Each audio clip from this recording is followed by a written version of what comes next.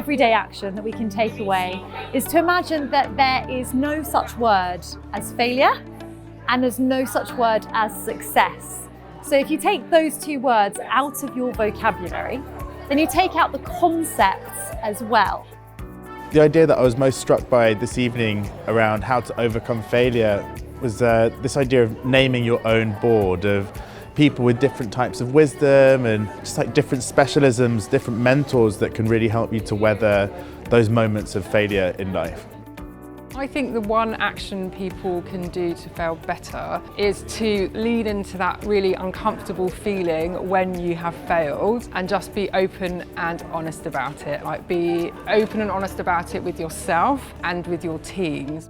It's less about risking more, and for me it's about risking everything. So I feel like I actually look at my own life, the way they talked about it tonight, some of the speakers, and realize that I'm not risking enough at all. So I need to press my own override button, and I think everybody could probably do a bit more of pressing their override button and just do it. The fact that you failed doesn't mean you're a failure. So it's trying, what can you learn from failure? So it's really sitting down and thinking, okay, what did I do maybe that wasn't right? What could I do better? And then take failure as a learning step. The thing that really kind of stood out to me is that we all have these fears of failure, but she broke it down. So she used a tool, a Nancy Klein tool, to get behind not just your fear of failure, but what is the assumption that you make. And I think if one thing that we could all do and take away is understand what are those assumptions behind that fear of failure, and then interrogate them and work out how you can get past them. I think it starts with learning to forgive yourself. I think the hardest thing with failing is you get so trapped in your own mindset of what failure means. So at the end of the day, I think we forget that we're all human.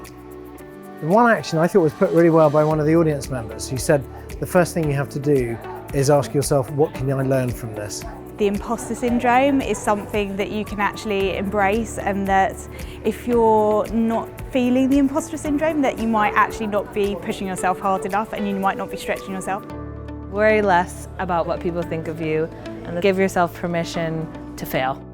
Learn to laugh at yourself and just learn to not take yourself so seriously. Everyone's going to fail. You're going to fail all the time, many, many times in your life, and just learn to embrace it and get excited by it and just learn from it.